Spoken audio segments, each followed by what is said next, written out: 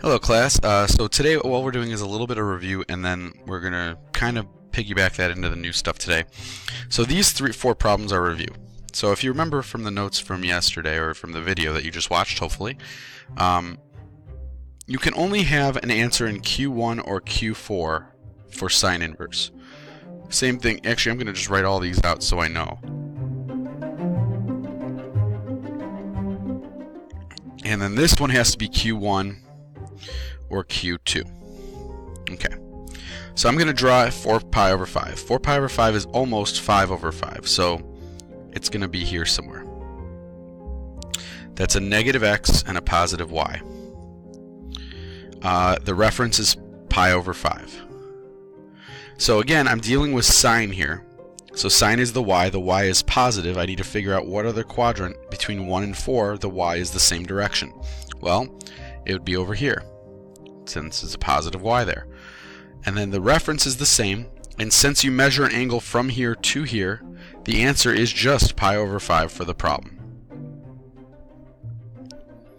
We look at number 2, tangent, 8 pi over 7, this is 7/7, so 8 pi over 7 is in this quadrant. The reference is pi over 7.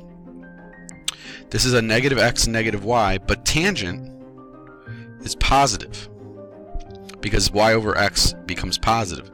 So out of quadrants 1 and 4, tangent's also positive in quadrant 1 because the y and the x are both positive. So if this is my reference, the answer is pi over 7. Okay? Down here, sine inverse. This time we are in quadrant 3 because 14/14 is here. So we have one more to go.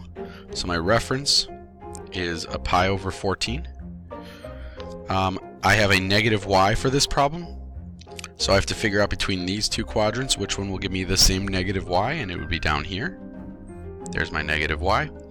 This is the same reference as I wrote here. To measure that angle, we're going in the negative direction. So we'd say it's negative pi over 14. And finally, cosine of negative pi over 8. Well, I feel like we did this one yesterday in the notes. That'd be here with a reference of pi over 8. The x is positive, the y is negative. I care about the x here, and it's either going to be in quadrant 1 or 2. Well, if I draw it in quadrant 2, the x becomes negative, so I have to draw it in quadrant 1. So there's my reference there. So this is the angle I want. It's basically the same angle as this one, except for it's positive, so my answer is positive pi over 8.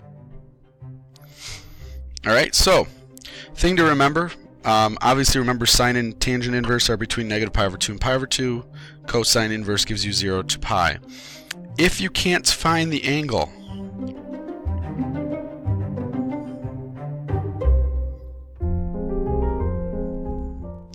draw a triangle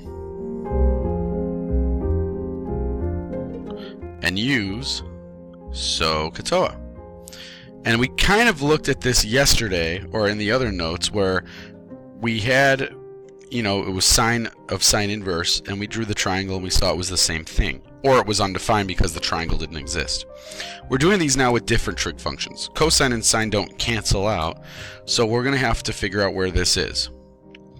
Well, this is sine, so sine inverse of two positive numbers will be in quadrant 1. So I'm going to draw a triangle in quadrant 1. And if you remember correctly, sine is y over hypotenuse, or opposite over hypotenuse. So this is going to be 5 and 13. I need to find this value because now I want the cosine of this triangle. I want the cosine of this triangle. And the cosine is this value over the hypotenuse. So first we need to find that value. Well, since it's a right triangle, you can use Pythagorean theorem. And if you solve this by subtracting 25 from 169, you get 144. Square root is 12, so you get 12. So I'm going to put a 12 here now. Therefore, the answer to this problem is the cosine of this triangle is 12 over 13. So the key to this is getting the triangle in the correct quadrant and then solving. We have negative tangent. Again, tangent has to give us Q4 because that's what it will give you. So I'm going to draw this in Q4. Now, you have to be careful here. The negative, just because I put it with the 3 doesn't mean that's where it necessarily goes. So first thing you should do when you're dealing with negative tangents or negative values, just put the 2 numbers down. So tangent is y over x, so 3 over 4. Now look at this. Which of these values is negative based on where the length of the triangle goes? The y goes down, so that one is negative. So that's good. Meanwhile, the hypotenuse will never be negative, just so you know. So you get 3 squared plus 4 squared. Now some of you guys are saying, why did he not put the negative when he's doing Pythagorean theorem? Well, that's because it doesn't matter. When you square a negative, it should become positive anyway. So you don't have to worry about the negative for Pythagorean theorem.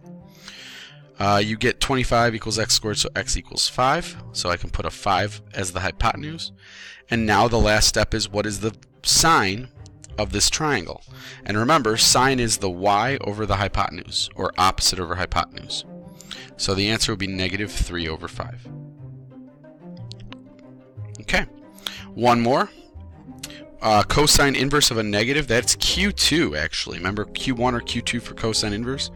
We're going to put that in Q2 over here. Again, I'm going to put my values down. This is a 5 for the hypotenuse. This is the x, root 7. And sure enough, the x is negative, so we're going to put the negative there. We need to find this y value. So you can say y squared plus root 7 squared equals 5 squared. Remember that when you square a root, it just goes away. And then 25 minus 7 is 18. So we get y is equal to the square root of 18. Yes, you can break that down and all that, but for right now, we're just going to put that there. So here's the little trick. We're asking for cosecant, which is 1 over sine. So the first thing I'm going to say is the sine of this angle is root 18 over 5, which means the cosecant, or the answer I want, is going to be 5 over root 18. That's the answer I want for the problem. It's the hypotenuse over the y. Okay, so that's it. We reviewed some stuff from yesterday, and then we drew more triangles and found the trig functions at those triangles when we don't know the actual angle itself. And I will see you guys later.